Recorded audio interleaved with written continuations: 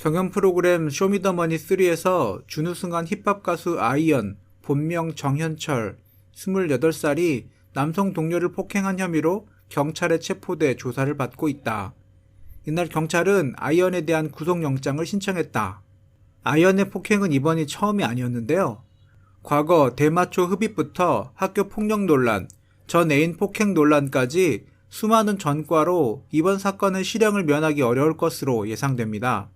아이언은 엠넷 쇼미더머니 시즌3에서 준우승을 차지한 힙합 가수로 2017년 여자친구 A씨와 성관계를 하던 중 자신의 요구를 들어주지 않는다는 이유로 화를 내며 주먹으로 얼굴을 내리친 혐의, 상해 등으로 기소돼 2018년 11월 항소심에서 징역 8개월에 집행유예 2년, 사회봉사 80시간의 형이 확정됐다.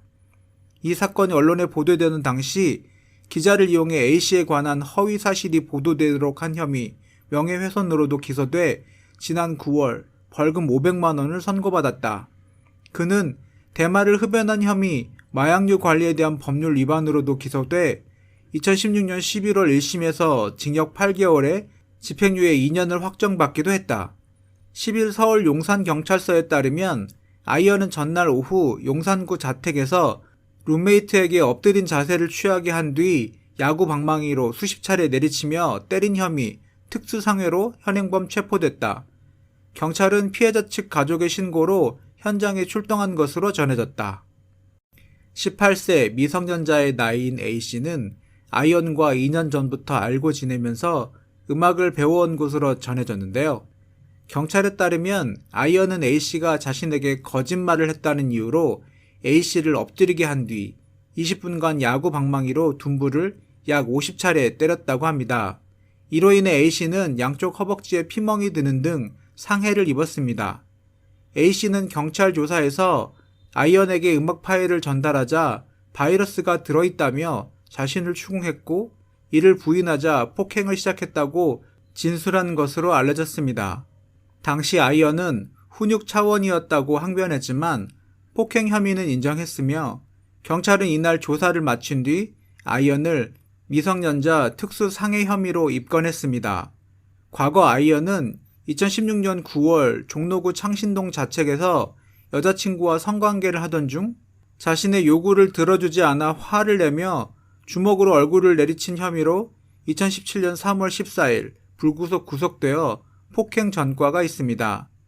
그 후 여자친구의 이별 통보에 목을 조른 채 주먹으로 얼굴을 수차례 때리고 몸을 짓눌러 얼굴에 타박산과 왼쪽 새끼손가락에 골절상을 입혔다고 합니다.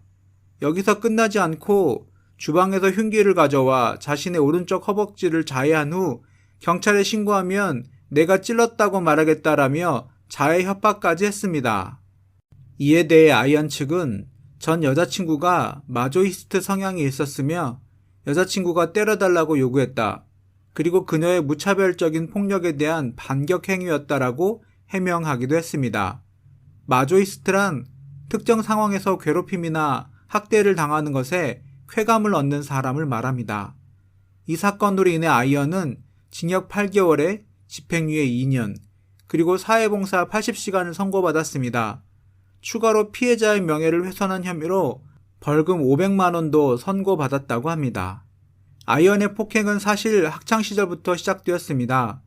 정규 앨범 락 버텀에 수록된 하남 주공 아파트란 곡에서 자신이 친구를 흉기로 찔렀던 경험을 묘사해 논란이 되었는데 그 친구의 선처 덕분에 유기정학 60일, 사회봉사 30일로 소년원은 면했다고 합니다. 유튜브 딩고 인터뷰에서 아이언의 말에 따르면 칼에 찔렸다는 친구는 아이언이 쇼미더머니에 나가고 유명해지기 시작한 이후에 너로부터 안 지워지는 사인을 받은 것 같다라며 좋게 이야기를 해줬다고 합니다. 광주 콘서트에 아이언에게 칼 맞은 친구가 직접 찾아오기도 하였다고 하네요.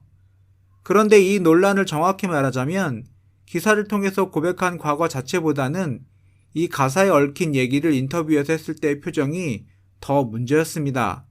보통 자신의 치부를 드러내는 고백을 할 때는 고개를 떨구고 심각한 표정을 하는데 아이언의 표정은 보는 관점에 따라 웃음기가 있어서 뭔가 우쭐해하는 듯한 인상을 주었기 때문입니다.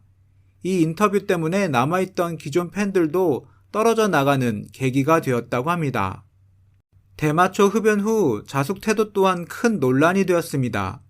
2016년 4월 대마초 용의자 검거 중 아이언이 적발되어 양성 반응을 보였는데 예전부터 대마초가 궁금해서 처벌을 각오하고 경험했다며 혐의를 인정했습니다.